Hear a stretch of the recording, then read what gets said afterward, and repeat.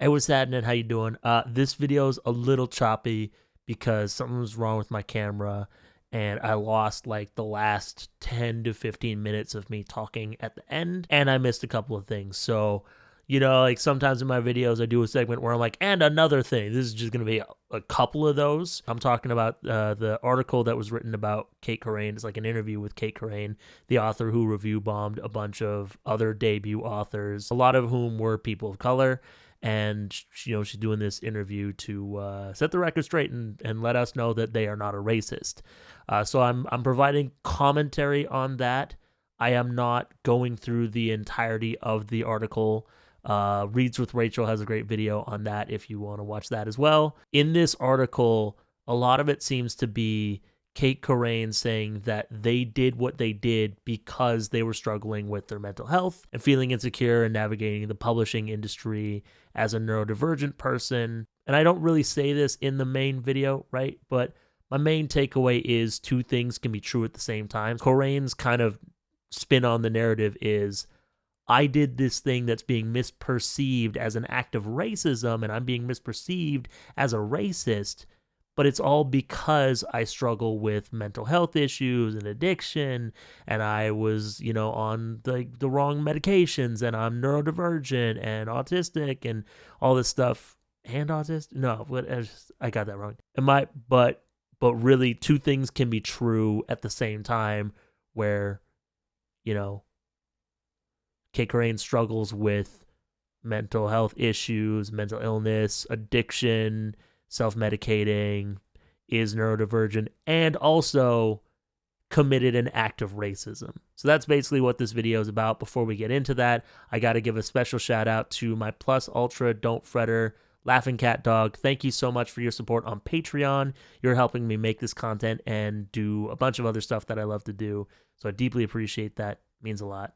Thank you so much. Hey, what's that? And welcome back to my channel. My name is D, and today we're going to be talking about Cait Corrain.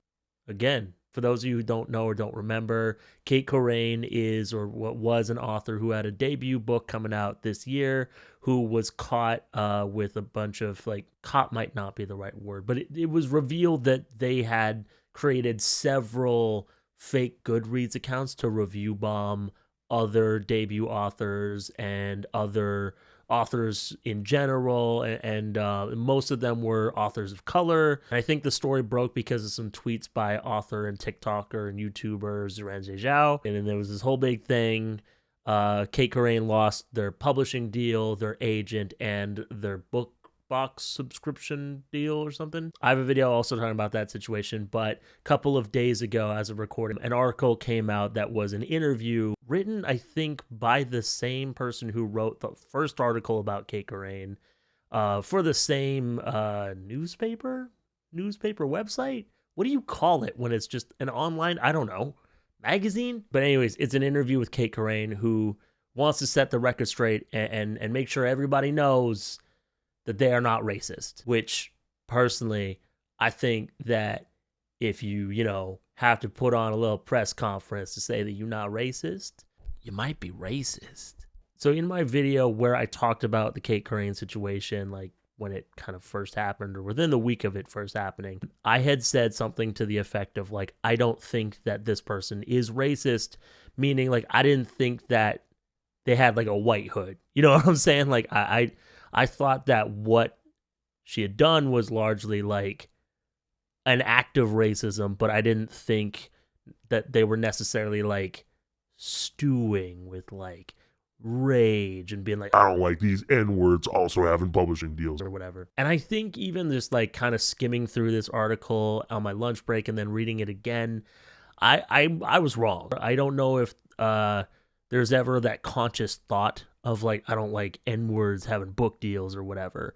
But this is an act of racism, and I think just the way that this person is so preoccupied with how they're perceived, wants to make sure nobody thinks that they're racist, and doesn't seem to give a shit about truly making amends or making it right or trying to mitigate the harm that they've done. It's clear that they are, because in my own experience with racism, The people I find who are most concerned about being perceived as racist are racist. I'm not going to link to this article because I don't really think that it needed to be put out.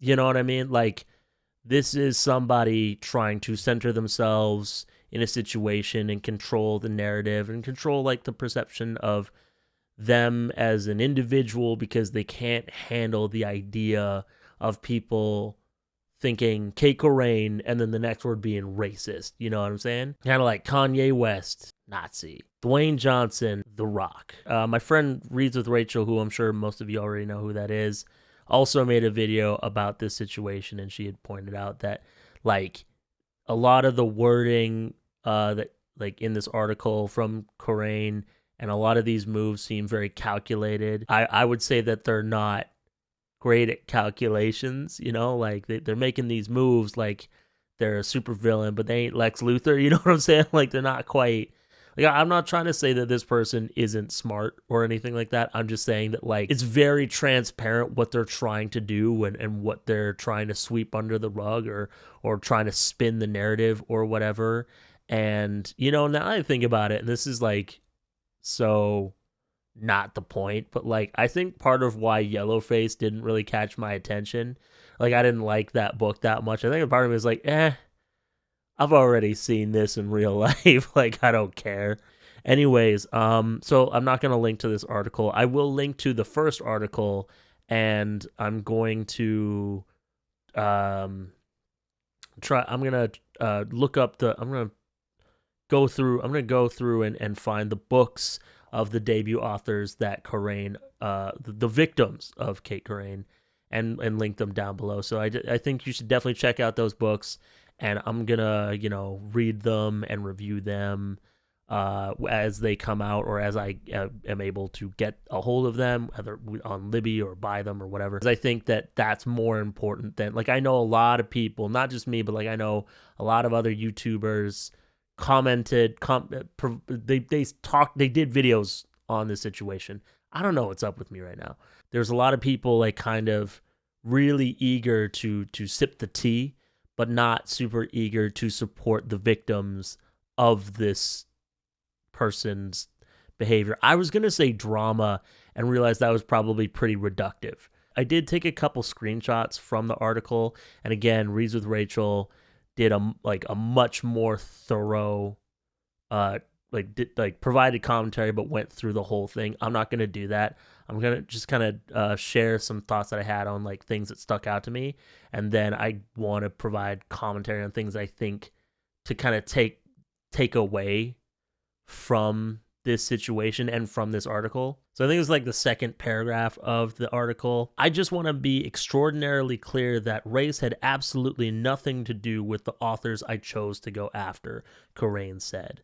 The fact that there were a large number of people of color amongst the authors that I targeted was an unfortunate coincidence that happened because I was going off of Goodreads lists. That was the only driver, and I am so distressed and heartbroken by the fact that the impression that people have of me now is that I am a racist. I'm honestly kind of impressed that there wasn't... Some of my favorite authors are black. Or... I can't believe people would say that. I love Octavia E. Butler and N.K. Jemisin. It's just missing the I have black friends is what I'm trying to say, but it...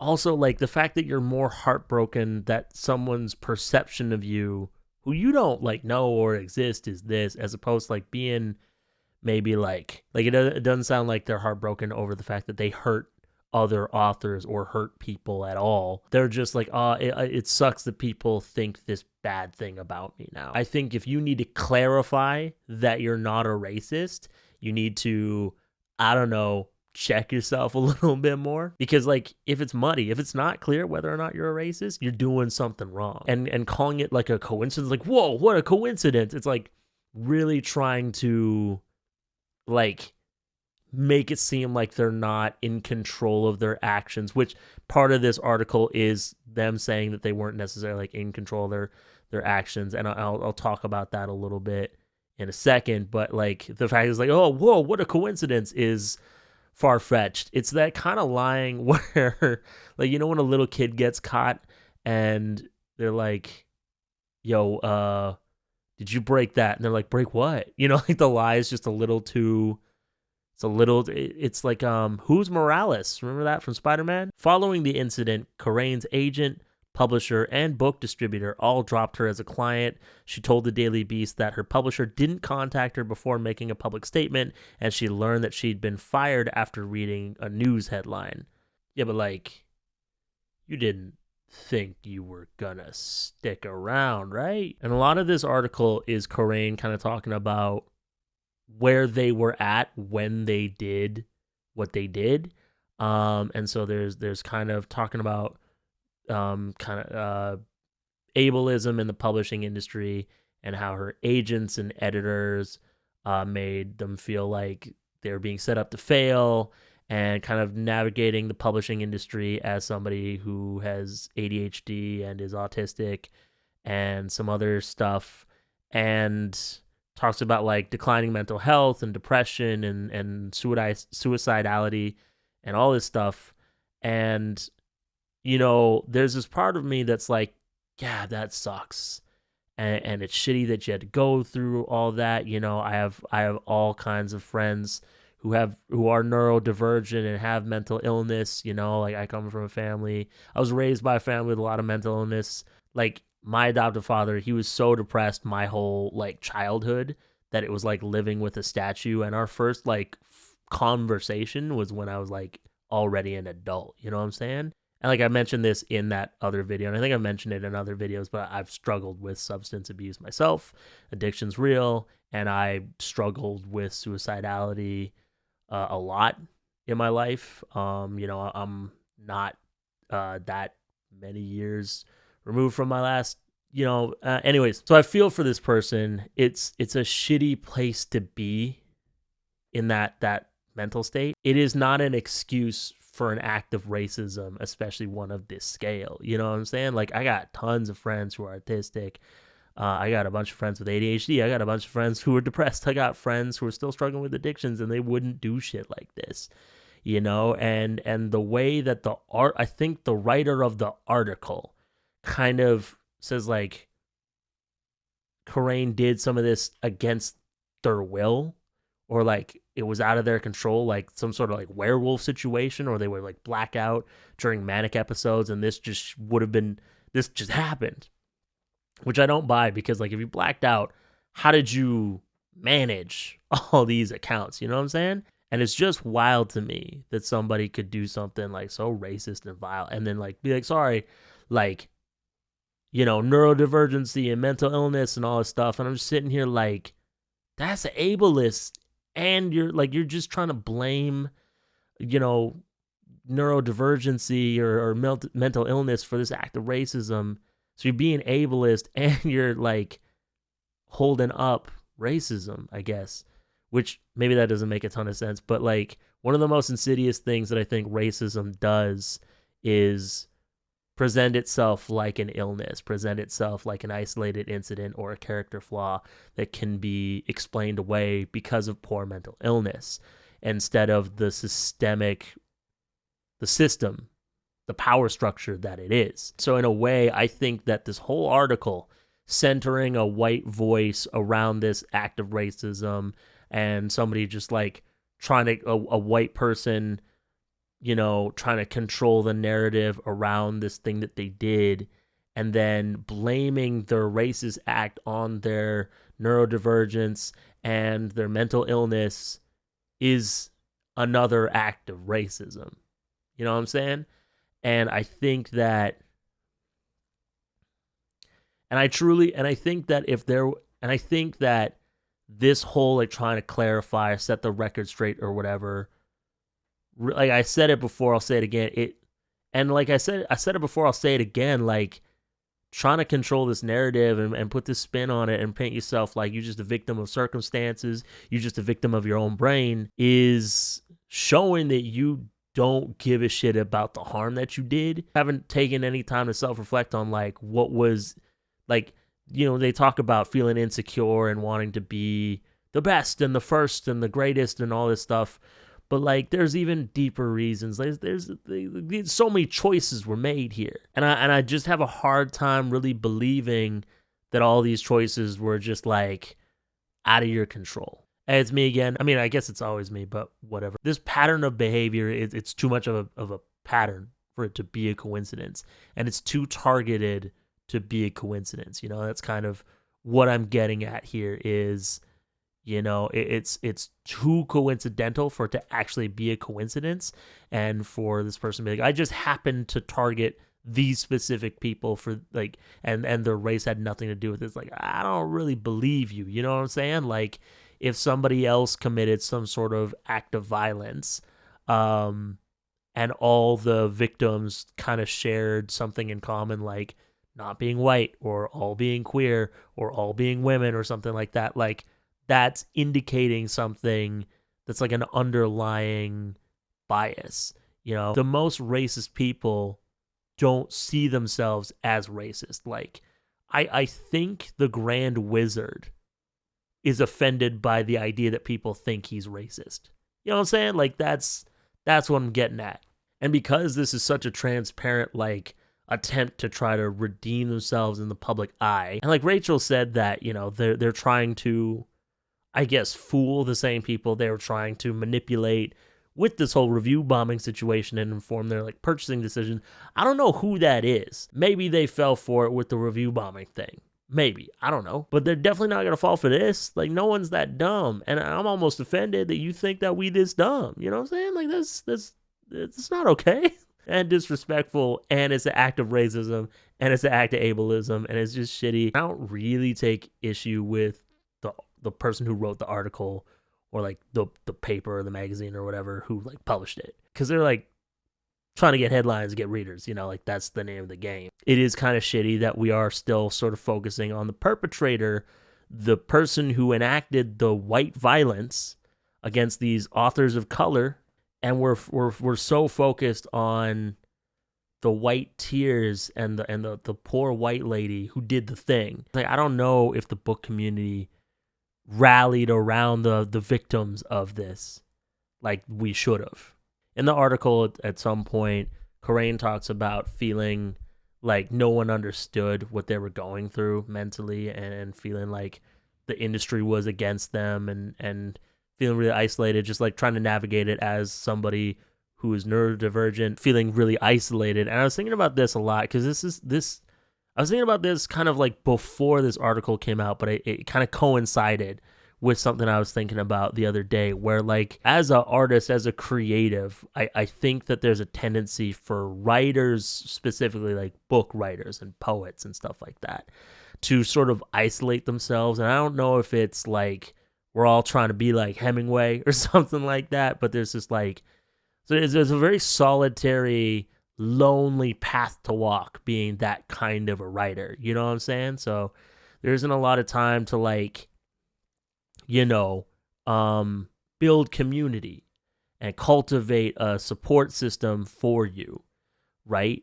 Whereas like with shit like when I used to do comedy, and I'll talk about that in a second, but when I used to do comedy, like I made good friends pretty quickly, and some of my best friends in life I met through music. Like I'm a musician and I write songs for people and all this stuff.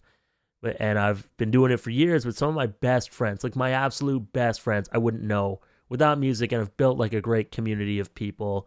I love working with them because I love doing that kind of stuff, but also I get to see some of the best people in the world, and I wish for authors more experiences like that. And also, like, I did stand up in a time where my music career was in a bit of a lull, and I wanted to try something new, and I'd always wanted to try it and do it because I loved, comedies growing up, and this is, I'm getting to it. Something that I learned in doing stand-up open mics is that, like, you got to get used to going up on stage and doing your thing, and you're sort of like the crowd there at open mics is just other comics, and they're kind of either ambivalent to you or they're resistant to give you a laugh because whatever reason. And so you build like kind of like a thicker skin, and you get used to performing in spaces where people don't really give a shit about you. And I think that writers, I'm not saying like I want you all to have audiences that are rooting against you. That's not what I'm saying, but I think more opportunities for people to get like immediate feedback on their work instead of it kind of being like pushed away. It's this precious thing that's like way back here, right? And it's this precious thing. You're the only one who really sees it. And it's so precious. It's so important to you, and it grows. But it's like, it's your baby the whole time. And then like when it's not, the first time it's out, it's when it's out. It's this fully evolved thing, but it hasn't had a ton of like public response. Whereas like you play a song at an open mic, or you do 3 minutes, 5 minutes at an open mic doing jokes or whatever, you learn what works and what don't in real time, like as this thing evolves. And I kind of wish more writers had opportunities like that, because I think that would help some of these writers do less of these like things that they do, like review bombing other debut authors, or writing splatterpunk about women who don't like your books, or what was the faking your death or something. Yeah, it's just stuff like and so I wish for writers to be able to have more community and have more opportunities to grow together, and to cultivate trusting relationships where you can give each other feedback. And I'm not saying that I think that all writers should be less precious with their work, but I think that they have a tendency to be almost like overprotective of their work and not receptive to feedback. And I think that whether you want feedback or not, like as a comic or as a musician, you're just going to get it when you do your shitty gigs and you know how you're doing. Like, I think I've told this story before, maybe I haven't, but like there was a time where I was busking, which is like street performing, playing music for money. And I'm playing Sunday Morning by Maroon 5. And this guy walked up to me. He's like, "You seem like a nice kid. That song is not good for your voice." And he threw $20 in my guitar case. And it's like, you're just not going to get shit like that from a fucking... Again, my mom just doesn't have stories like that because she's a writer and she doesn't she didn't get out there like that. And so I think feeling isolated is like this really shitty feeling for sure. But I think that there were people... I think even some of the people that Corrain attacked, for lack of a better term, could have understood these feelings and could have offered support and solidarity, and you could have commiserated and developed friendships and all this beautiful stuff, because that's what can happen when you stop looking at other people doing the same thing as you as competition and see them more like peers. A couple other paragraphs that I screenshotted from this article. Nope, that is my friend, a selfie of my friend and his wife. "I understand how difficult the publishing industry is to navigate when you are marginalized," Corrain told the Daily Beast, adding that she is a Jewish neurodivergent person. She seemingly understood and empathized with how much of a professional setback the negative reviews would cost Black authors. Okay, maybe I'm misunderstanding that, but like that's saying like, yeah, I knew how bad this was going to be and I did it anyway. So that's wild. But also I think that kind of lacks a little bit of nuance, because like I understand what it's like to be marginalized. Like I'm a person of color, I'm a mixed race person, so I get that. But I also don't know what it's like to be like disabled, neurodivergent, a woman, or any other marginalized gender. What I'm saying is, just because you're marginalized in one way doesn't necessarily mean that you understand what it's like to go through someone else's struggle, right? Like I got a lot of friends who are women. I don't know what it's like to be marginalized by the patriarchy in that way. And so to be like, no, I get it because this, that, the other, it's like, it's not the same. The article continues, especially for people of color, there is another really serious layer on top of it that I don't have to deal with, she said.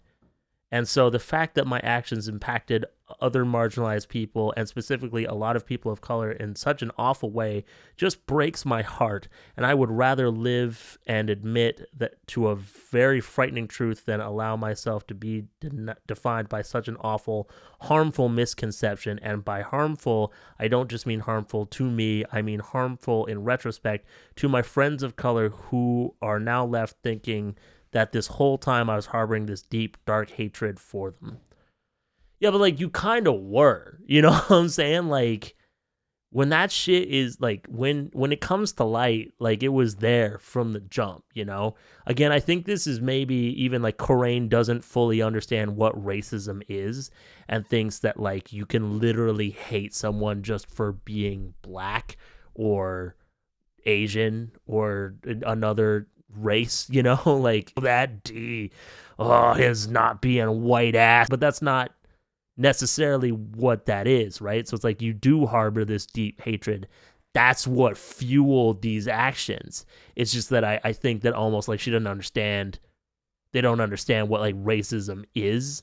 And so they're just thinking about like they're thinking that racism, it's like they're the way they're kind of talking about racism, it's almost like they think of it as people disliking you for being a person of color the same way you may dislike someone because they chew too loud or they talk with their mouth full or some shit. And like, yeah, your reputation's been harmed, but like, you damage people's careers. I would say like, if you commit an act of racism, targeting a bunch of authors of color and review bombing their debut books before they're even out to damage their sales numbers and negatively impact their careers because you're jealous that they are sharing the spotlight with you or something like that, and then being called a racist for committing that act of racist, I wouldn't say that that's a misconception or harmful. I would just say that that's a fair assumption. And if it were me in that situation, or if I was like once friends with this person and this came to light, I don't even know if I would think about, wow, well then what were they thinking of me our whole friendship? I'd be like, wow, I was friends with somebody who was capable of doing something this wild. Like, that's, they probably don't really care what Cait Corrain's, I'm assuming, ex-friends probably don't really care what Cait Corrain thought of them when they were friends, because they did this shit and it shows the kind of person that they are. Like, you kind of can't say, I'm not the kind of person who would do this after you've done this. You know what I'm saying? And like, what people think of you doesn't really matter compared to the harm that you've caused, the damage that you've done to these people's careers. And I think this whole thing, just prioritizing your reputation and your public perception over trying to make things right, doing something, is just, I don't know. You can always count on authors like this to make the right choice. You know what I'm saying? And then this part stuck out to me. I think that the authors that I actually targeted are allowed to be as angry with me as they want to be. I think that I hurt them in a way that if somebody hurt me like that, I don't know what I would do with that level of anger. I do not want to invalidate their pain, their anger, their feelings, because I think that would be completely inappropriate for me to do. But you like did do that. You lied twice before you were like, yeah, it was me. The idea of like, I think that the authors are allowed to be as angry with me as they want to be. It's like, that's not your call. You don't get to allow that. And the idea of like specifying like, yeah, the victims, they're allowed to be mad. Everybody else, you're bugging. I think that's bullshit. But it's like, I think everyone who is angry about this, I think has a right to be. Personally, I wasn't angry. I was just like, that's messed up. Corrain decided to come clean when she realized how much control she was losing with herself. She posted public apologies online and then stepped away from social media because she was afraid of what she could have done to herself if she read negative comments about what had happened. I don't really feel like she decided to come clean. Like, the way they talk about this in this article of like, she decided to come clean, makes it sound like she felt conviction or guilt or something. I really don't think that was the case. It sounded to me like just like no one was believing the lies. So she's like, all right. I do think that if you're already in this fragile mental state, and it's clear just based off of like the history of being obsessed with Goodreads and like doing this, and this coming from a place of jealousy and insecurity and racism, it probably was. Like, I'm usually one to be like, oh, don't duck away from social media right after you do this thing, because that's cowardly or whatever. But in this sense, I think it was probably a good like preventative measure, a good way to keep yourself physically safe. And so that part, I'm a little like, yeah, I don't need this person like being told the truth at a time where they're too fragile to handle it, and then them hurting themselves or harming themselves because of it. Because like, I don't want this person harmed. I just think they should be held accountable and shouldn't be given more of a voice, and should stop talking about this. You know, like this, like, come on. I'm pretty sure this is like the end of the article, but she can't totally undo the damage that she has done. She said she understands that she has a privilege over writers of color who have been set back after being review bombed. Corrain said white people within the publishing industry need to do more to uplift voices of color and be cognizant of the struggles they endure. She wants to apologize to all the authors who have been affected by her negative reviews, but at this point she's been blocked and doesn't know how to reach them. I mean, like, if you're going to make public statements saying I'm not racist, you could also say like, hey, if you were one of the authors that I affected, I want you to know that I'm sorry, and I would love to reach out to you specifically, get in touch specifically, so that I can make amends one-to-one. You can make that statement, and they would probably see it somehow at some point in time, or, you know, get a hold of their agents like Rachel suggested. I don't know, hire one of them airplanes that write shit in the sky. I think that's just like, what can you do? It is what it is. I do want to make sure that I apologize directly to people that I've hurt, she said. It felt unacceptable to me to just leave people hanging without any acknowledgement that I knew what I had done and that they deserved to have their pain acknowledged, and that I had to own that. One of the things that I've noticed with a lot of people who like do not shit like this, because I've never heard of this before, but like a lot of white violence against people of color, especially like on the internet, there's this like thing where they say like, yeah, I own that, but they don't. They just acknowledge that what they did is shitty, but that's just the beginning, you know? Like, as far as I know, there haven't been any like attempts to make amends and truly like directly apologize for the things that this person said about these other people's works and about these other people as fellow writers and all that stuff. But also there's like no, I guess, reparations being made. Okay, so my camera died like halfway through filming my closing thoughts or whatever, and so I lost that, but you know, I had the audio, and I was kind of rambling and going all over the place anyway. So basically what I was saying is that I think it's very clear that this person is dealing with a lot of mental health issues and also has a lot of anti-racism work to do. And as far as like the mental health aspect goes, I think I don't expect a corporation like a big publisher to give a shit about your mental health or your art. So I think that the responsibility for caring for your mental health and your work falls on you, which can feel like a huge burden, especially for people who are really struggling. But I think that it's paramount that you take care of your mental health first and foremost. Like, your art doesn't matter as much as your own mental well-being. I, at one point, had to, like I mentioned earlier in the video, I had hit sort of like a lull in my music career and thought I'd try something else, which maybe wasn't the best move in hindsight, but I learned a lot from it. But anyways, I started doing stand-up comedy, and I was doing pretty okay, you know, for like an up-and-comer. I was making moves, and a lot of more developed, more advanced comedians told me that I was good and that I had a real shot. But I had to step away because it was really negatively affecting my mental health, you know, like because of when the shows were and where I live, I was not sleeping much. I was slipping back into addictions, and it put a huge strain on my marriage, which was brand new at the time. And so I was, you know, getting pretty close to an edge there.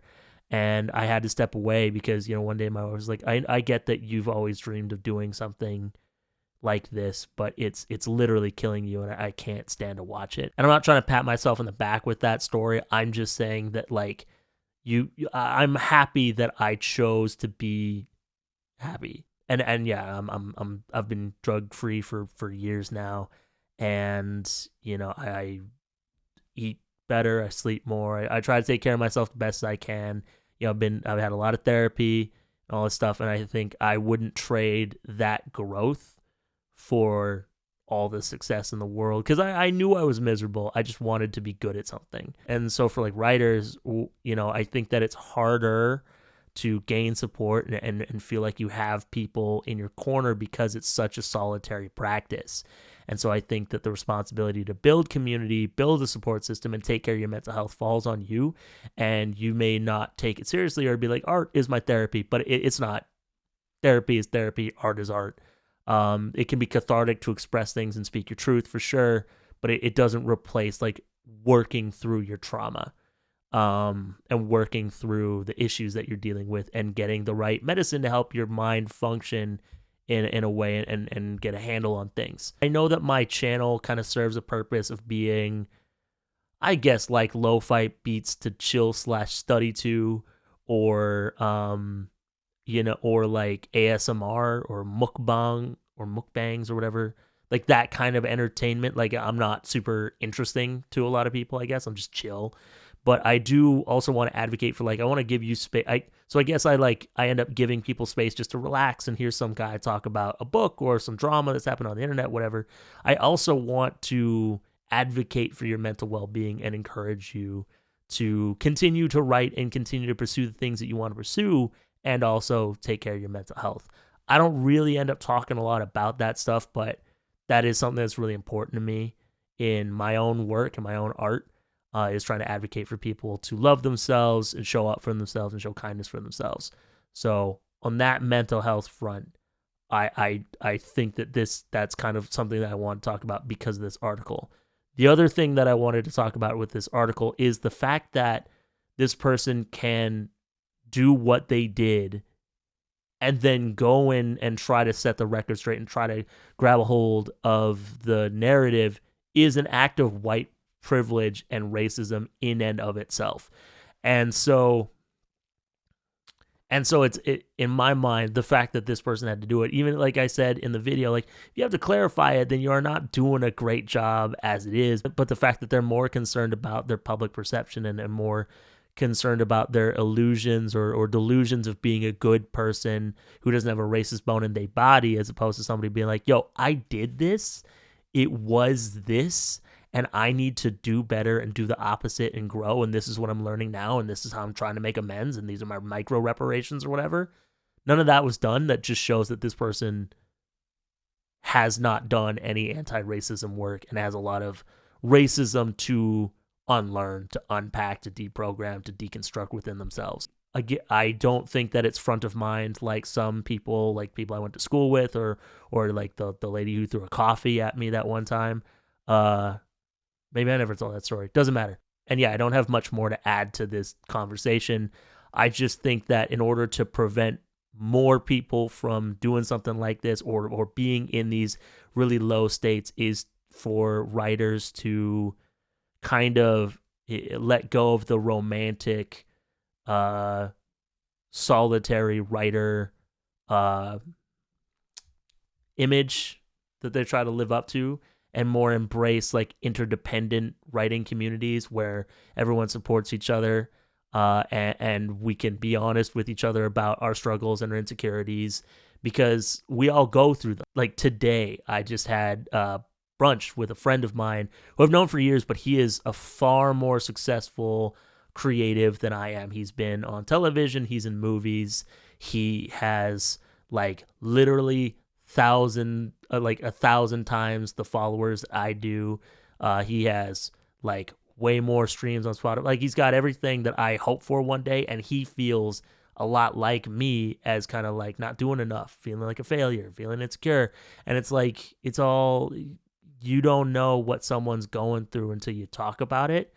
And I think that we should all be more honest with each other about it. And that's not necessarily going to stop you from doing something fucked up if you're not like unpacking these oppressive systems that we've all been sort of indoctrinated in. And also, don't be racist, don't be a misogynist, don't be a transphobe, don't be a homophobe, any of that shit, you know? Don't be ableist, none of it. And yeah, that's pretty much everything that I want to say in this video. So thank you so much for watching it, especially if you made it this far. If you liked it, please give it a thumbs up. If you're new to my channel, feel free to subscribe. I mostly review fantasy novels and provide commentary on situations like this. If you want to support the channel just a little bit more and gain access to exclusive content you won't find anywhere else, make sure you consider subscribing to my Patreon. There you get an extra rant review from me once per month, as well as access to my Discord server. It's the Don't Fret Club Discord server, where you can chat with me and a bunch of other really lovely people. We're talking about things that we're writing.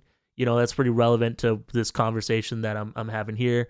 We talk about books we're reading, movies, TV, anime, video games, D&D, all that stuff. Like, if you want to nerd out about something, there's probably someone else who wants to nerd out about that in my Discord server. So come on through. We'd love to have you. Those people are great. Like, I love that it's kind of grown past me in a way. And sometimes I don't even think they want me in the server. You know, they're just like, yeah, whatever. But they're great. Special shout out to my super duper don't fretters, Keisha, Cassie, Sable, and Nightsmith. Really appreciate you. You're helping me create this content and do more of what I love to do. And everyone else, thank you so much for watching this video. My name is D. Don't fret. I'll see you next time. Peace out. Look in the sky, doesn't feel good enough. I seem pretty sure, but it should come.